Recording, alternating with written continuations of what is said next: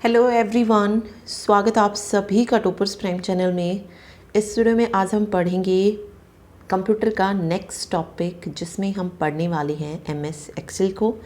ठीक है, तो जो चीज़ें एग्ज़ाम में पूछी जा सकती हैं वो सारी चीज़ें मैं आपको बताऊंगी कि यहाँ से क्वेश्चन जो है एमएस एक्सेल से पूछ सकते हैं। और इसके अलावा जो शॉर्टकट की हैं वो जो है इम्पोर्टेंट है, उनसे भी जो है क्वेश्चन पूछा जा सकता है। ओके, तो चलिए शुरू करते हैं। और अगर आपको वीडियो पसंद आए तो प्लीज़ वीडियो को लाइक ज़रूर कीजिएगा, साथ ही चैनल को शेयर और सब्सक्राइब भी करें।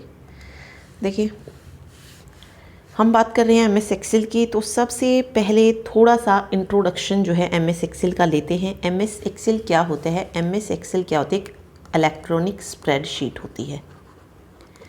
ठीक है, क्या होती है? इलेक्ट्रॉनिक स्प्रेडशीट होती है, जिसमें हम जो डाटा होता है उसको किस में अरेंज करते हैं? रो और कॉलम की फॉर्म में, रो और कॉलम।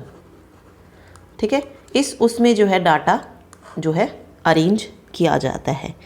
ठीक है, बहुत सारी जगह पर जो है हम क्या करते हैं, एमएस एक्सेल का यूज़ करते हैं। चाहे जैसे हमें बजट बनाना है या फिर कोई भी मैथमेटिकल वर्क करना है उसमें हो गया, या बिल बनाने हैं उसमें जो है हम इस जो ये एमएस एक्सेल होता है उसका यूज़ करते हैं। ठीक है, इसमें हम बहुत सारी चीज़ें जोड़ सकते हैं।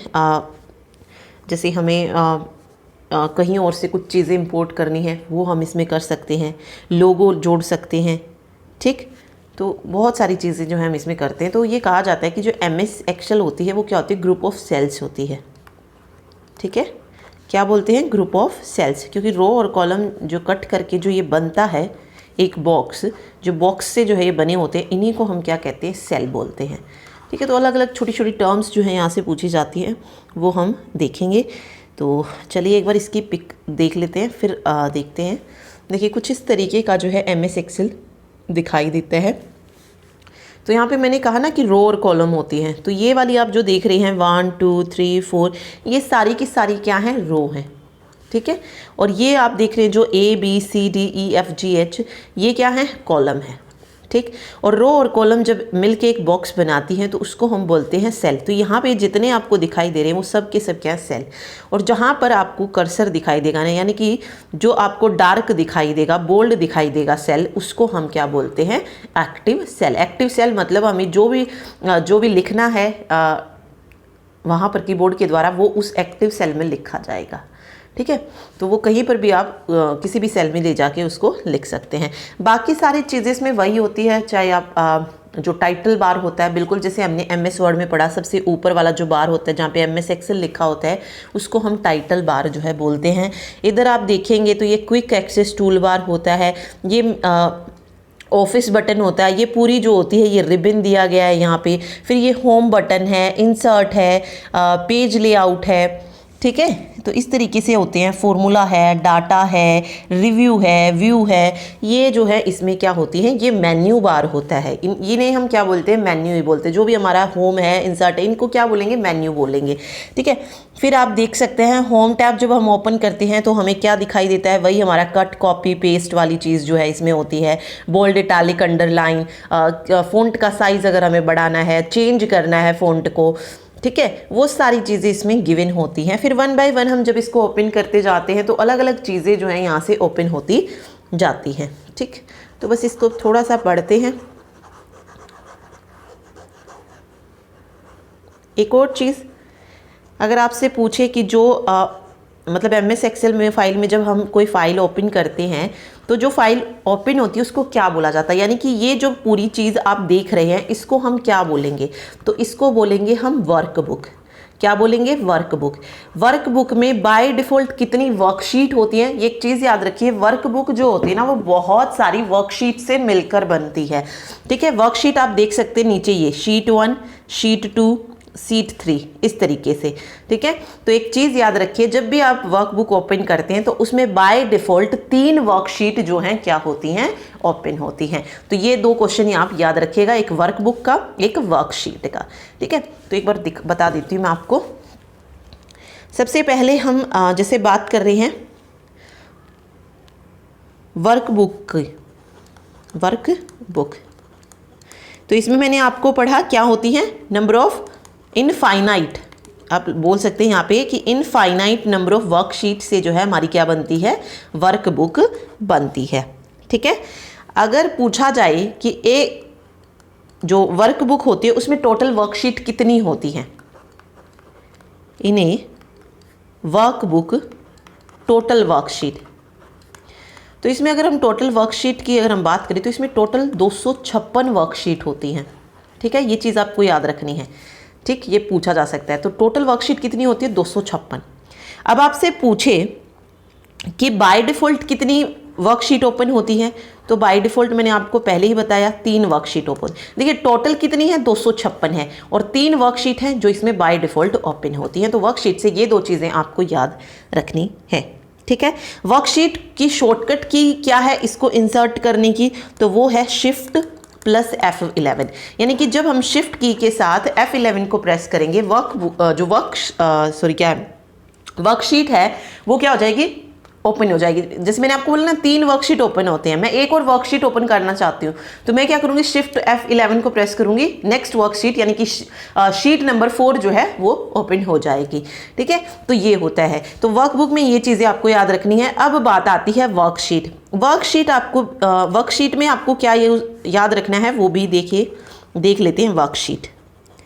ठीक है, वर्कशीट का यूज़ क्यों करते हैं, टू स्टोर द डाटा। देखिए ये वर्कशीट आप देख रहे हैं ना, शीट 1, ये जो यहाँ पे ओपन हो रखी है ये शीट 1 है। इसको का हम यूज़ क्यों करेंगे, डाटा को स्टोर करने के लिए ही करेंगे। ठीक है, तो उसके लिए जो है यूज़ की जाती है। और हर एक वर्कशीट में क्या होती है, रो और कॉलम होती है, वो हम देख चुके हैं, रो कॉलम।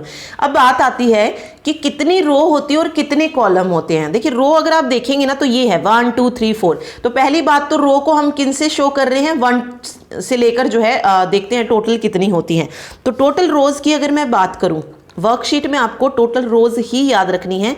तो इसमें टोटल रोज होती हैं 6 5 5 3 6।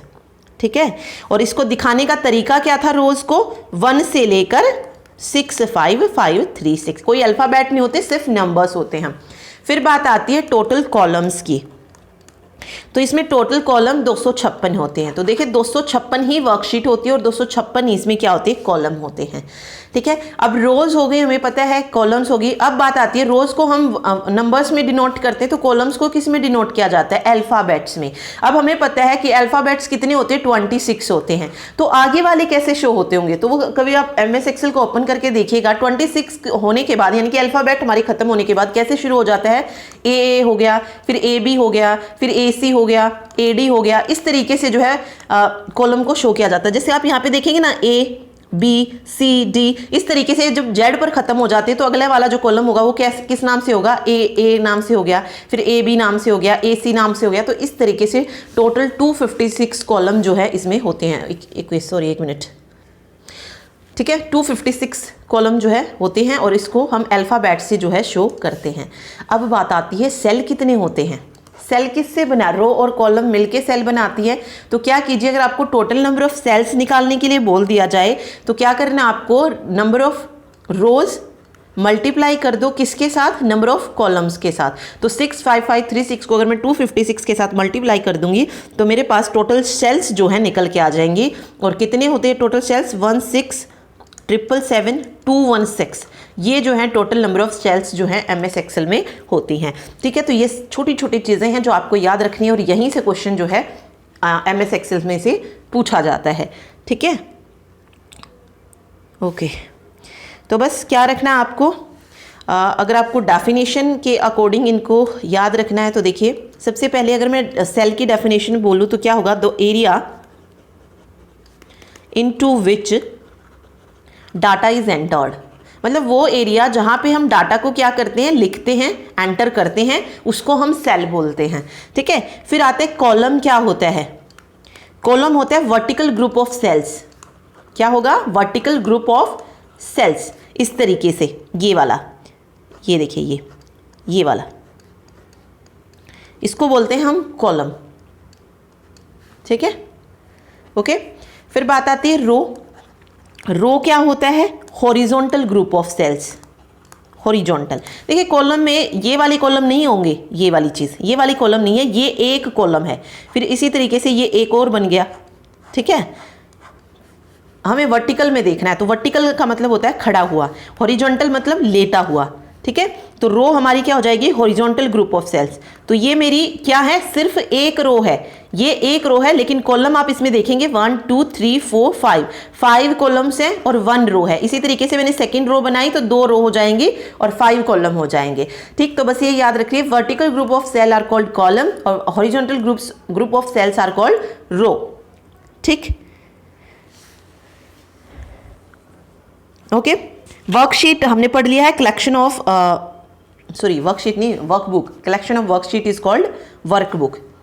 तो वर्कबुक की जो डेफिनेशन होगी वो क्या होगी, collection of worksheet are called workbook, ठीक। तो ये 4 से 5 डेफिनेशन थी जो इसमें आपको पता होनी चाहिए थी, ठीक है। चलिए, ओके, ये फिर हमने देखा था यहाँ पे, देखते हैं इसको, देखिए कैसे होगा। चलिए देखिए, हम सिर्फ मेन चीज़ें पढ़ेंगे जो हमारे सीटी के लिए इंपॉर्टेंट हो सकती है। अगर आपको और ज़्यादा डिटेल में जाना है तो वो मैंने आपको एनसीईआरटी कंप्यूटर जब हमने किया था तो बिल्कुल डिटेल में भी बताया हुआ है वहाँ पे कि किस फंक्शन का क्या काम होता है और किस मेन्यू में कौन कौन सी कमांड होती है, वो पूरा क्लियर वहाँ पे किया हुआ है। यहाँ पे सिर्फ हमारे लिए जितना इंपॉर्टेंट है, जहाँ से पूछा जा सकता है क्वेश्चन, सिर्फ उसी पे फोकस रखेंगे, ठीक है। चलिए देखिए, यहाँ पे सबसे पहले हमने देखा टाइटल बार। तो टाइटल बार बताने की ज़रूरत नहीं है कि ये जो होता है, ये माइक्रोसॉफ्ट एक्सेल की विंडो जो होती है उसमें सबसे ऊपर वाला जो होता है, ऊपर वाली जो रिबन होती है, पट्टी होती है, वो उसको बोलते हैं हम टाइटल बार, जिस पर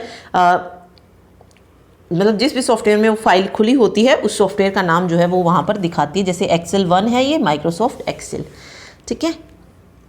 उसके बाद अगर आप देखेंगे तो ये रिबन आप दिखाई दे रहा है, ये वाला रिबन, ये पूरा रिबन, ये क्या है, इसमें क्या होता है, कुछ कमांड्स जो है दी होती है, पैनल होता है ये कमांड्स का, ठीक है, ओके। और इस पैनल को जो है एक टैब के साथ जोड़ दिया जाता है और जैसे ही हम किसी भी टैब पर क्लिक करते हैं तो वो हमें इस रिबन पर दिखाई देता है, ठीक है।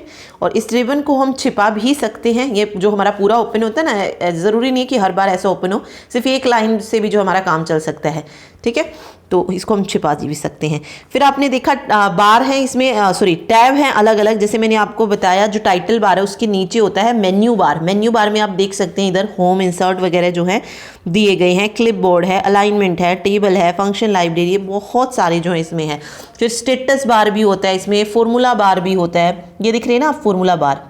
हम MS एक्सेल में जो भी फॉर्मूला लगाते हैं ना, जैसे मैंने यहाँ पे जो टाइप किया वो यहाँ पे हमें शो होता है, ठीक है। हम जब भी फॉर्मूला अप्लाई करते हैं तो वो हमारा यहाँ पे दिखाई देता है हमें। और एक और चीज़, एक्सेल में जो फॉर्मूला होता है हमेशा वो हम इक्वल से शुरू करते हैं, ये भी देखो इंपॉर्टेंट चीज़ है, यही यहाँ से पूछी जाती है, ठीक है। तो ये फॉर्मूला बार जो है यहाँ पे आपको दिख रहा होगा। ये वर्कशीट विंडो दी गई है, ये स्क्रॉलिंग बटन दिए गए हैं यहाँ पे, ये स्टेटस बार है, ये वर्कशीट टैब है, हॉरिजॉन्टल स्क्रॉल बार है, जूम इन जूम आउट, तो वही सारी चीज़ दी गई है। इधर आप देखेंगे मिनिमाइज, मैक्सिमाइज, क्लोज, ये मैंने आपको बताया हुआ है मिनिमाइज का काम क्या है, मैक्सिमाइज का क्या है, ठीक है। तो वही है लगभग सारी चीज़ें, ठीक, ओके। चलिए अब आपको इसमें जो जो याद रखना है वो देख लेते हैं, कुछ पॉइंट्स स्प्रेडशीट से रिलेटेड। देखिए, MS एक्सेल में स्प्रेडशीट बनाए जाते हैं, बिल्कुल MS एक्सेल में स्प्रेडशीट बनाए जाते हैं जिसमें डाटा को टाइप किया जाता है, ओके। स्प्रेडशीट एक सॉफ्टवेयर टूल होता है जिसका यूज़ संख्याओं के समूह को एंटर करने, कैलकुलेट करने, मैनिपुलेट करने और एनालाइज करने के लिए किया जाता है। इसमें हम कॉलम को इनमें रो और कॉलम का जो इंटरसेक्शन होता है, ठीक है, रो और कॉलम के इंटरसेक्शन से ही क्या बनते हैं, बहुत सारे सेल्स जो हैं बनते हैं। सेलों के समूह को, ठीक है, ग्रुप ऑफ सेल्स को हम क्या बोलते हैं, शीट या वर्कशीट बोलते हैं, ओके। और ग्रुप ऑफ वर्कशीट को हम क्या बोलेंगे, या कलेक्शन ऑफ वर्कशीट को हम क्या बोलेंगे, वर्कबुक बोलेंगे। तो वर्कशीट की डेफिनेशन आप याद रखिए, group of cells are called worksheet, ठीक है। चलिए, रो और कॉलम में होती है, ये हम पढ़ चुके हैं। वर्कबुक एक डॉक्यूमेंट होता है जिसमें एक या एक से अधिक क्या होती है, वर्कशीट होती हैं। पंक्तियों की पहचान संख्या यानी कि 1 2 3 से जो है होती है, जो हमने वो पढ़ी थी ना, रो पंक्ति उसी को बोल रहे हैं, और कॉलम की पहचान जो है अक्षरों के समूह से होती है। ये मैंने आपको बता दिया, A A A B इस तरीके से जाती है, ओके, सेल पॉइंटर एक सेल की बाउंड्री होती है जो ये बताती है कि करंट टाइम में कौन सा सेल एक्टिव है। देखिए ये इंपॉर्टेंट है, सेल पॉइंटर क्या होता है, सेल की बाउंड्री को बोलते हैं सेल पॉइंटर, जो हमें एक्टिव सेल के बारे में बताता है। फॉर्मूला एक इक्वेशन होता है जिसका प्रयोग किसी सेल की वैल्यू को कैलकुलेट करने के लिए करते हैं और कोई भी फॉर्मूला इसके बाद जो है लिखते हैं। देखिए इसमें बहुत सारे फॉर्मूले होते हैं, तो कई बच्चों को ये रहता है कि यहाँ से फॉर्मूला कोई पूछ लेंगे वो, तो फॉर्मूला कोई नहीं पूछा जाता आपसे, सिर्फ एक लिखने का तरीका पूछा जाता है। जैसे आपसे पूछा जाए कि मुझे A1 से लेकर A5 तक सम जो है क्या करना है, A1 से लेकर A5 जो भी कॉलम है उसको जो है क्या करना है, ऐड करना है, रो है या कॉलम है, ठीक है। तो उसको लिखने का तरीका क्या होगा, तो इक्वल से लिखेंगे हम, फिर सम लिखेंगे, फिर A1 कॉलन और A5, बस ये लिखने का तरीका जो है ना वो पूछा जाता है, फॉर्मूला कोई नहीं पूछा जाता है इसमें से, ठीक। चलिए आगे देखिए, सेल एड्रेस पंक्ति और कॉलमों के अक्षर और संख्याओं के इंटरसेक्शन को जो है दर्शाता है। जैसे C5 का अर्थ कॉलम C और पंक्ति 5 है, ठीक। जैसे मैंने लिखा ना B5, तो हमें पता है ना कॉलम हम किससे शो करते हैं, अल्फाबेट से, तो मैं यही तो करूँगी कॉलम कौन सा है, B है, और रो कौन सी है, 5 है, ठीक। तो इसमें तो कोई प्रॉब्लम नहीं होना चाहिए, इसीलिए मैंने आपको पहले ही बताया कि कॉलम को इससे डिनोट करते हैं, रो को इससे डिनोट किया जाता है, तो बस वो चीज़ इसमें दिखाई गई है, ठीक। चलिए ओके, और भी है इसमें। एक्सेल में उत्पन्न की गई नई वर्कबुक में बाय डिफॉल्ट 3 वर्कशीट होती हैं, तो हम पढ़ चुके हैं। एक्टिव सेल वह सेल होता है जिसमें आप करेंटली काम कर रहे हैं। MS एक्सेल का फाइल फॉर्मेट या एक्सटेंशन .xls होता है, मीन्स कोई भी फाइल हमने बनाई उसको हमें सेव करना है, तो हम किससे करेंगे, उस फाइल का कोई भी नाम डालिए, जैसे मैंने लिखा बार, ठीक है, तो bar.xls जो है उस फाइल को इस तरीके से सेव जो है हमें करना होगा MS एक्सेल में। ओके, इलस्ट्रेशन ग्रुप क्या होता है, इसके द्वारा पिक्चर्स, क्लिप आर्ट, शेप और स्मार्ट आर्ट जो है इंसर्ट कर जाते हैं। अब आपसे पूछा जाए कि MS एक्सेल में अगर हमें क्लिप आर्ट के द्वारा कोई पिक्चर इंसर्ट करानी है तो वो कहाँ पर हमें मिलेगी, तो वो इलस्ट्रेशन ग्रुप में मिलेगी, तो ये वाली चीज़ इसमें याद रखनी है।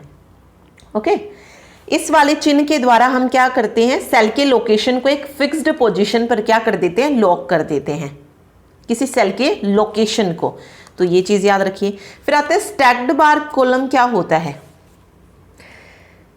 ओके, स्टैक्ड बार कॉलम का यूज करते हैं किसी अद्वितीय वस्तुओं का सभी वस्तुओं से संबंध को बताने के लिए।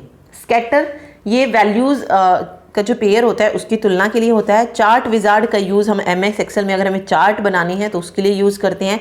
एम्बेडेड का मतलब होता है, एम्बेडेड चार्ट क्या होता है, एक तरीके का चार्ट होता है जो पहले से बनी हुई शीट पर खींचा जाता है, उसको एम्बेडेड चार्ट बोलते हैं, ठीक है। तो ये सारे पॉइंट्स जो है आपको इसमें याद रखने हैं।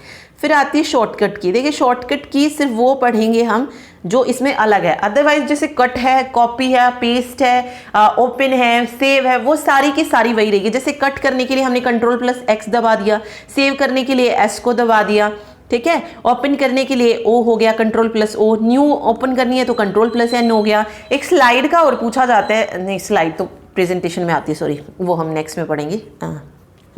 तो बस ये वही होते हैं सेम MS वर्ड वाले, इसमें जो अलग होते हैं वो आपको याद रखने हैं। देखिए जो मोस्ट इंपॉर्टेंट है F2, आपसे क्वेश्चन पूछा जाता है कि अगर हमें किसी एक्टिव सेल को या सिलेक्टेड सेल को एडिट करना है तो हम किस शॉर्टकट की का यूज करेंगे।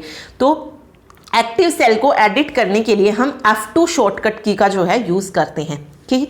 ओके, फिर किसी पर्टिकुलर सेल पर जाना है, आपको स्पेशल सेल पे जाना है तो हम किसका यूज करेंगे, F5 का, ठीक है। स्पेलिंग चेक हमने पढ़ा था, बिल्कुल F7 ही होती है, चाहे वर्ड ले लो, चाहे फिर आप एक्सेल ले लो या पावर पॉइंट ले लो, F7 से क्या होगी, स्पेलिंग चेक ही जो है होने वाली है, ठीक है।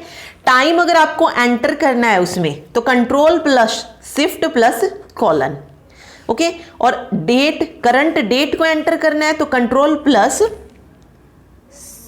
कोलन है ये, ठीक है, हाँ कोलन है, मे बी सेमी कोलन है, एक मिनट, ओके सॉरी, ये सेमी कोलन है दोनों में ही, ठीक है। Ctrl+Shift+ semi colon, Ctrl+ semi colon, okay.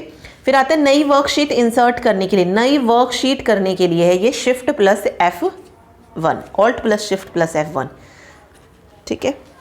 अगला देखिए, एक्सेल फॉर्मूला विंडो खोलने के लिए, फॉर्मूला विंडो खोलने के लिए Shift+F3 हो जाती है। सर्च बॉक्स लाने के लिए, खोलने के लिए Shift+F5 हो जाती है। करंटली चुने हुए वर्कशीट को मैक्सिमाइज करने के लिए, वर्कशीट को मैक्सिमाइज करने के लिए Ctrl+F10 का यूज करते हैं, ठीक है। खुली हुई वर्कबुक या विंडोज़ के माध्यम से एक वर्कबुक से दूसरी वर्कबुक या एक विंडो से दूसरे विंडो पर जाने के लिए हम किसका यूज़ करते हैं? कंट्रोल। यानी कि दो वर्कबुक अगर ओपन है तो मैं एक में से दूसरी पे जाना चाहती हूँ तो क्या करूँगी? सीधा कंट्रोल प्लस F6 प्रेस करूँगी और मैं सेकेंड वाली पे पहुँच जाऊँगी। ठीक है, चलिए ये आगे देखिए, पेज अप, मतलब ये अगर आप मान लीजिए यहाँ पर है और ऊपर जाना है आपको, तो ऊपर वाली उस पर जो है आप पहुँच जाएंगे। डाउन करेंगे तो नीचे की तरफ जाएंगे। ठीक है, एक्सेल फाइल के बीच में मूव करने के लिए कंट्रोल प्लस टैब होता है, तो ये वैसे इतना पूछे नहीं जाते हैं, नहीं भी पढ़ेंगे तो भी चलेगा। कोमा का नहीं होता, करेंसी का भी नहीं पूछा जाता है। सिर्फ अगर आपको देखना है तो आप देख सकते हैं, अदरवाइज़ इतना इम्पोर्टेंट नहीं है ये यहाँ पे।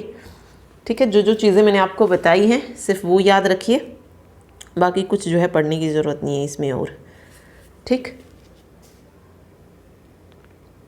अब मैं क्वेश्चन आपको वैसे बता देती हूँ कि क्या क्या क्वेश्चन जो है यहाँ से आपसे पूछे जा सकते हैं। जैसे आपसे पूछा जाए फर्स्ट क्वेश्चन, वर्कशीट किन का समूह होता है?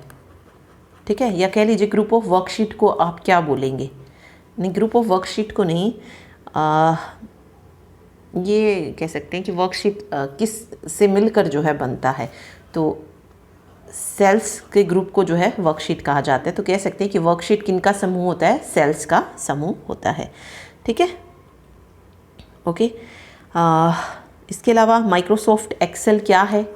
MS एक्सेल आपसे पूछा जाए क्या है, कि वो एक वर्कशीट है, स्प्रेडशीट है, नॉर्मल पेपर है, तो वो क्या होगा? स्प्रेडशीट होगा। वहाँ पे आपको वर्कशीट नहीं लगाना है, स्प्रेडशीट लगाना है, क्योंकि MS एक्सेल एक इलेक्ट्रॉनिक स्प्रेडशीट जो है होती है। ठीक है, चलिए अगर आपसे पूछा जाए कि एक्सेल में डाटा को निश्चित क्रम में शॉर्ट किया जाता है तो कहाँ पर करते हैं? एडिट मेन्यू में।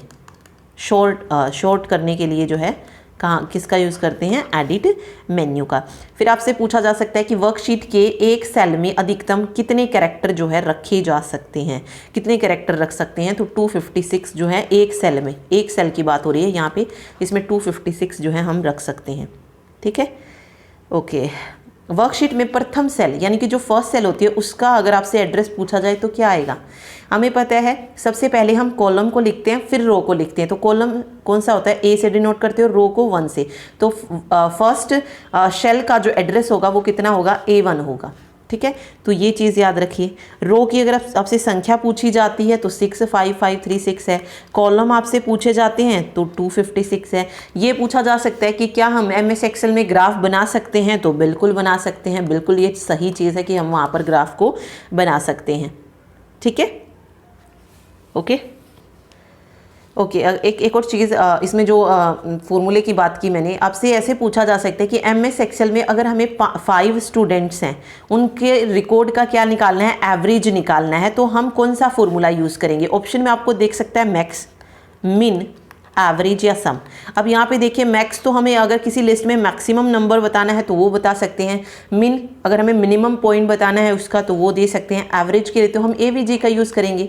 ओके, सम का यूज़ कहाँ पे करेंगे? जब हमें कॉलम रो को मतलब एक लिमिटेशन हमें दी होगी, लिमिट दी होगी कि हमें यहाँ पे इतने कॉलम से लेकर इतने कॉलम तक या इतने कॉलम से लेकर इतनी रो तक जो है ऐड करना है, वहाँ पर हम सम का यूज़ करेंगे। ठीक है, एक हाइपर लिंक का हो रहा है कि अगर हमें, ये हमने शायद वर्ड में भी पढ़ा था कि लिंक करने के लिए, हाइपर लिंक के लिए, एक लिंक जोड़ने के लिए एक्सेल में हम किसका यूज़ करते हैं? तो कंट्रोल प्लस की। चाहे आप एक्सेल ले रहे हैं, चाहे आप वर्ड ले रहे हैं या पावर पॉइंट ले रहे हैं, लिंक करने के लिए आपको कंट्रोल प्लस के को ही प्रेस करना है। ये मोस्ट इंपॉर्टेंट है और HSC के एग्जाम में ये पहले भी आ चुका है। ठीक है, तो कंट्रोल प्लस के को याद रखिएगा। ठीक है, ओके। तो ये सारी चीज़ें जो आपसे पूछी जा सकती हो। और जो मैंने आपको बताया कि फॉर्मूला अगर हम जब लगाते हैं तो उसको स्टार्ट किससे करते हैं? तो इक्वल के साइन से जो है उसको स्टार्ट किया जाता है। ठीक, तो बस ये चीज़ें इसमें याद रखिए और बाकी कुछ जो है इसमें नहीं पूछा जाता है। तो ये था MS एक्सेल। अभी सिर्फ हमारा पावर पॉइंट रहता है, उसको और कवर करेंगे और वहाँ से जो जो मेन चीज़ें पूछी जाती हैं वो देखेंगे। Thank you so much.